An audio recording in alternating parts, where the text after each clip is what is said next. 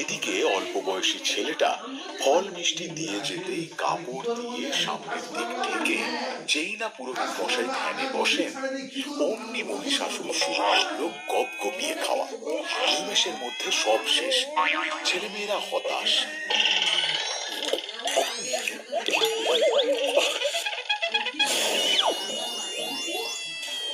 আজও একই কাণ্ড। আমি আর থাকবো না মণ্ডপে। করিস কি? মায়ের প্রেসক্রিপশনটা পাংচার করবি নাকি?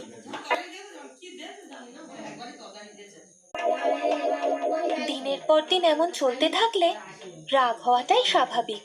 এভাবে দিনের পর দিন সাধের সুন্দর অঙ্গে যে না খেয়ে খেয়ে কালি পড়ছে।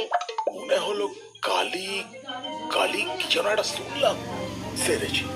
আবার কালি দিয়ে আসবে নাকি? ভয় পেলে হবে না, একেবারে বুক চিতিয়ে অপরাধ করে যেতে হবে। এটাই তো আমার ধর্ম। শোন, মাথা ঠান্ডা করে কিছু একটা ভাবতে হবে, বুঝলি? রাগলে হবে না। দেবী ফিরে এসে আজও সেই একই কাণ্ড দেখে খুব রেগে যান।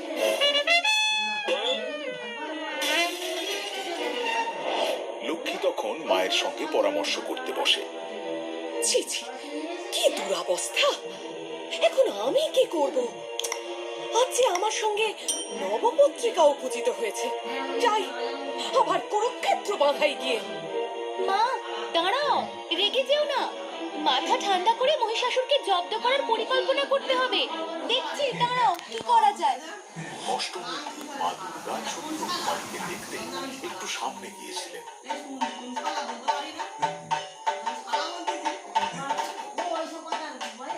ওদিকে সেই অল্প বয়সী ছেলেটি খাবার দিয়ে যেতেই আবার শঙ্খ ছুড়ে সমস্ত ফলমূল খেয়ে নেওয়া।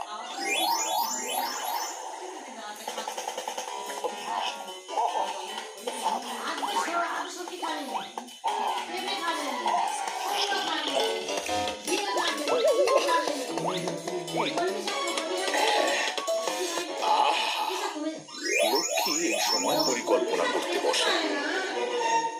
শুরু হয়ে গেছে মহিষাসুরের বদমাশি।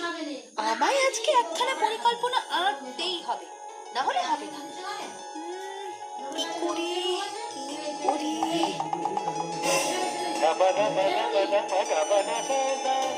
কি ব্যাপার, এই প্রত্যেকদিন আমার দিকে হাঁ করে চেয়ে থাকে কেন? ধনলাভের তো কিছু প্রার্থনাই করে না, শুধু শুধু চেয়ে থাকে। এই লক্ষ্মী, আমি বুঝতে পেরেছি